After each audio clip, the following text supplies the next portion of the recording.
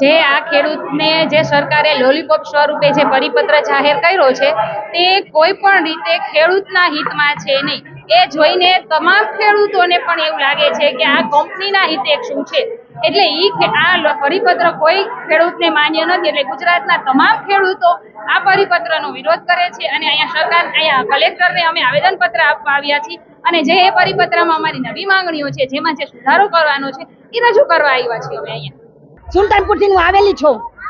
અમારા છોકરા બે નાના બાળકો છે તો એને મૂકીને આવી છે.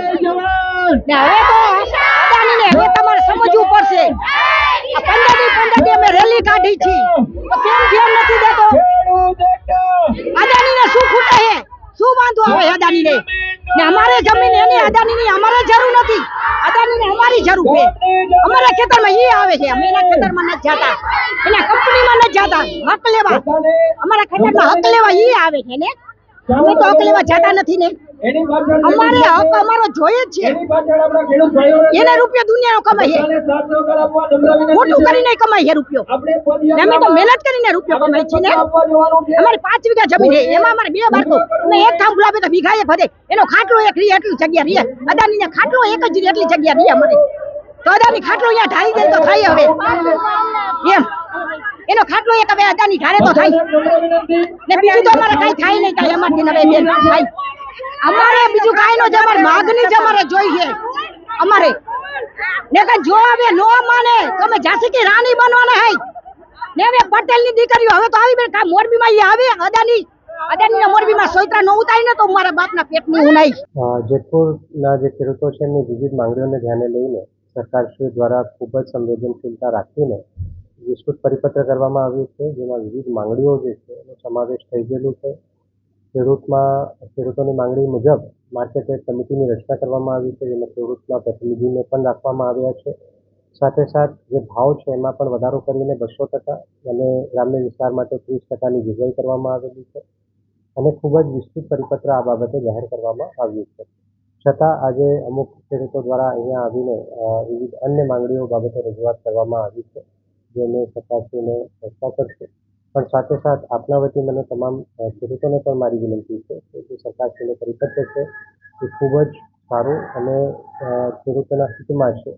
એમાં માર્કેટ યાર્ડ કમિટી માટે ટૂંક જ સમયમાં અમે કાર્યવાહી ચાલુ કરવા જઈ રહ્યા છીએ, જેમાં ખેડૂતના પ્રતિનિધિઓનું પણ અત્યારે અમે ચયન પ્રક્રિયા કરી રહ્યા છીએ. તો એમાં તમામ ખેડૂત મિત્રો પોતાના પ્રતિનિધિની ઝડપથી નિમણૂક કરે, જેથી આગળ એમને જે પરિપત્ર પ્રમાણે વધારાનું વળતર છે એ મળી શકે.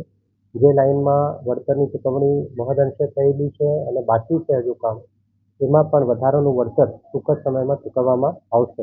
જેથી તમામ ખેડૂતોને પણ મારું આગ્રહ અને વિનંતી છે કે આપ લોકો આવો અને માર્કેટ યાર્ડ કમિટીનો ભાગ બનો, જેથી આપણે વધારાનું વળતરની ચૂકવણી થઈ શકે. જેમને આપણે કહ્યું કે માર્કેટ યાર્ડ કમિટીની રચના કરવામાં આવેલી છે, જેમાં 3 લોકો છે, જેમાં સરકારશ્રી અર્થાત અમારું જે વેલ્યુઅર છે એ રહેશે, જે ટ્રાન્સમિશન કંપની છે એમના એક વેલ્યુઅર રહેશે અને જે ખેડૂત મિત્રો છે એમના તરફથી જે પ્રતિનિધિ છે એ જે પણ વેલ્યુઅરની નિમણૂક કરે એ 3 લોકો હશે.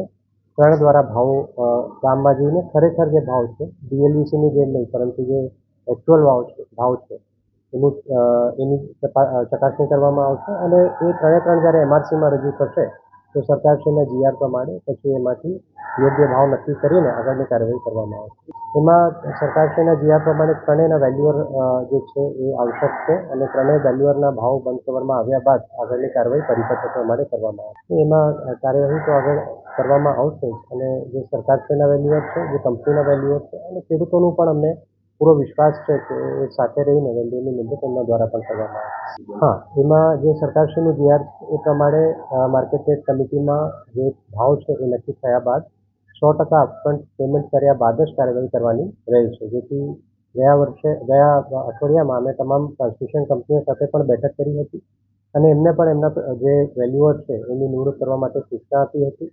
એમની વેલ્યુઅરની નિમણૂક થાય, સરકારશ્રીના વેલ્યુઅરની નિમણૂક થાય અને ખેડૂતોના વેલ્યુઅરની નિમણૂક થાય, ભાવ નક્કી થાય, 100% પેમેન્ટ ખેડૂતોને ક્રેડિટ થાય, એના પછી જ કામગીરી કરવાની રહેશે. એ સૂચના બહુ સ્પષ્ટપણે અમે જે તમામ ટ્રાન્સમિશન કંપનીઓ છે એમને પણ આપી છે. નહીં, આ કમિટીમાં જે નિર્ણય છે એ બહુમતી એના આધારે થવાનું નથી. સરકારશ્રીએ ખૂબ જ વિસ્તૃત એમાં ગાઈડલાઈન આપેલી છે કે કેવી રીતે ભાવ લેવામાં આવશે, મંથ કવરમાં લેવામાં આવશે, એ ભાવોમાંથી ત્રણ કવર પૈકી 2 કવર નું સિલેક્શન કરવામાં આવશે. આ 2 કવર જે સિલેક્ટ થશે એમાં પણ જે ભાવમાં અંતર છે એ જોવામાં આવશે. 20% વધુ ભાવમાં અંતર હોય તો કેવી રીતે કાર્યવાહી થશે, 20% ઓછું હોય કેવી રીતે થશે, એ તમામ વિગતો પરિપત્રમાં બહુ ડિટેલમાં આપવામાં આવેલું છે. જેનો અર્થ છે કે આમાં જે સમિતિની કોમ્પોઝિશન છે એનાથી બહુ ફેર પડવાનું નથી. જે 3 ભાવ સબમિટ કરવામાં આવશે એના આધારે કાર્યવાહી કરવામાં આવશે. એ અત્યારે કાલે રાતે 8 વાગ્યા સુધીમાં 365 ગામડાના પંચાયતના લેટર પેડ ઉપર લોકોએ આ પરિપત્ર અમાન્ય જેવું લખીતને આપેલું છે. 365 ગામના છે અને તે સિવાયના પણ અઢળક આવેલા છે, એ અટેચ નથી થયા આજે અને રાતે 8 વાગ્યા પછી. અને એમાં મુખ્ય માગણી અમારી ટાવર માટે જે 200%ની જગ્યાએ 400% અને કોરિડોર માટે 260%, ગ્રામ્ય હોય, નગરપાલિકા હોય, મહાનગરપાલિકા ત્રણેય માટે એ ઓપ્શન છે. એની જગ્યાએ 2013 નો કાયદો છે એ મુજબ બજાર કિંમતના 4 ગણા થાંભલા અને તાર માટે એ પણ ઓપ્શન માન્ય ન હોય તો જે 2006 જે લાયસન્સી રૂલ્સ છે એ પ્રમાણે કલેક્ટર સાહેબ જે છે કંપની અને ખેડૂતોને બોલાવીને ભાડું નક્કી કરી આપે. આ 3 ઓપ્શનમાંથી જે સરકારશ્રીને અનુકૂળ હોય બરોબર. અને તે સિવાયના હમણાં અમારા બીજામાં 23 મુદ્દા છે, અલગ અલગ રજૂઆત છે 23 મુદ્દાની, એ પણ આમાં સામેલ.